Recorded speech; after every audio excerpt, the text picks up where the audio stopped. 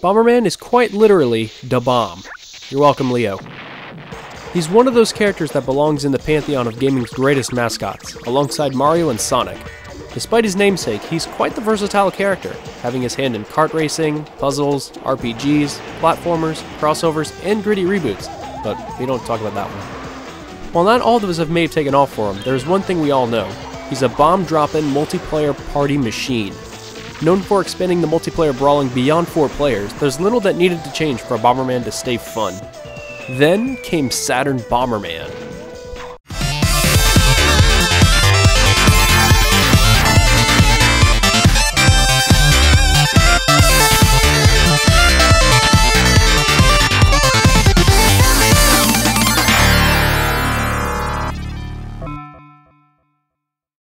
Saturn Bomberman was released in Japan on July 19, 1996, and didn't make its way to North America until August 1997. We'll be taking a look at the Japanese version today, since it's the one I have, and also the cheapest to come by. The game offers 3 different modes of play. You got main story mode, a master mode, and the tried and true multiplayer battle mode. Story mode has Bomberman going through multiple different worlds to recover 4 crystals. These crystals hold a monster named Krator, and who cares, it's a Bomberman game. Just know that stuff's going down and the only way to solve it is to drop bombs. Rather than blowing up all the enemies to clear a stage, you have to blow up these columns with red things on top, called Zarfs? Whatever. Each world has a certain number of levels that must be completed, followed with a boss battle. Typical Bomberman stuff is abound as you conquer each level. Drop bombs, collect items, ride dinosaurs, the works. It should also be noted that you can go through the story mode with a friend in 2-player co-op, which is pretty awesome. Where Saturn Bomberman's story mode truly shines is in its spectacular presentation. Outside of Sonic the Hedgehog and Tempo, I don't think I've ever seen a 2D game from this era with so much color, animation, personality, and charm as Saturn Bomberman. Playing through the amusement park world is just as delightful and happy as you would expect.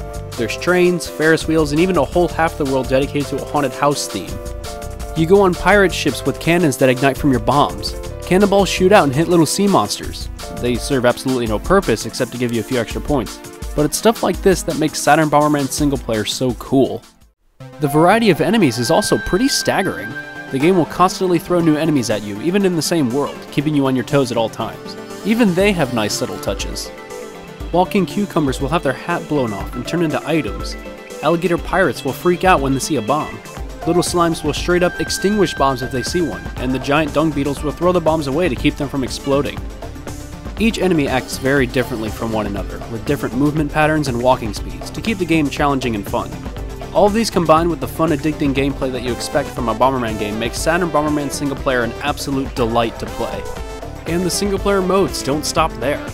If you're a true Bomberman masochist, then Master Mode is there to keep you occupied. Master Mode has you battling your way through as many levels as possible with just 1 life to see how far you can get. What's really cool is that this mode has a totally unique aesthetic that's different from the rest of the game. Bomberman dons a Goku-like orange gi in this mode, with flaming aura and everything. Pretty funny. All the levels have a martial arts-like theme to them, with many more unique enemies and stages to battle through. Once you die, or potentially finish the mode, you're graded on your performance. I'm not quite sure how I did here, but I'm pretty sure I'm the greatest. As you can see, Saturn Bomberman has a massive amount of content to keep you occupied for a long time. The best part about this is that I haven't even discussed the multiplayer yet.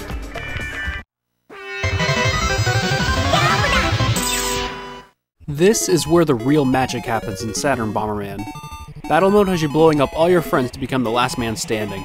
You know, like a Bomberman game. What makes Saturn Bomberman different is the amount of options and features that are unique to this game. If you thought 5 players in one Bomberman game was hectic, try 7. Or even better than that, 10. That's right, Saturn Bomberman multiplayer can go up to 10 players on one console at one time. Doing this, however, is quite the investment. You'll need to have enough controllers and 2 Saturn multi-taps in order to play. Oh, and you'll need enough friends to do it, and a big enough couch. If you want to experience multiplayer on your own, you can always go up against the bots in up to 10-player battles as well. Another amazing thing about Saturn Bomberman's multiplayer was in its American version. If you didn't have a friend locally to play with, you can direct dial another player with your Sega Saturn Netlink adapter and play them online. Yeah, Saturn Bomberman had online multiplayer on a console in 1997. The Japanese eventually got Saturn Bomberman Online in a separate version of their own later on. And the content doesn't stop there. You have 8 arenas to battle to the death on, 9 if you include the massive wide arena for 10-player battles. There's also 10 playable characters to choose from, all from different Hudson Soft games. Like Bonk! Seriously, why wouldn't you choose Bonk? He's the greatest. There's also plenty of modifiers to adjust for each match, but good luck figuring out what does what in the Japanese version. That aside, Saturn Bomberman's multiplayer is the headlining multiplayer experience for the Sega Saturn. There's really nothing quite like a local 10-player Bomberman game, and you owe it to yourself to invest in one of the greatest party games of all time. I've held off saying this until now, but I wanted to talk about it on its own. Saturn Bomberman's soundtrack is one of the greatest video game soundtracks ever made. It's really in a category all its own, and it reminds me a lot of the original soundtrack for Super Monkey Ball 2, and brought me back to the time I first heard that amazing soundtrack.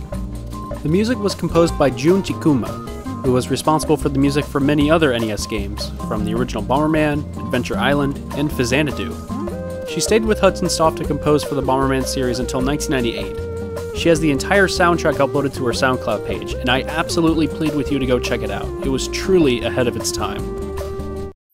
Saturn Bomberman isn't just the best Bomberman game ever made, it's one of the best Saturn games ever made. Its plethora of content from its single-player story mode, master mode, massive multiplayer mode, and exceptional presentation make this a must-buy for every Saturn owner.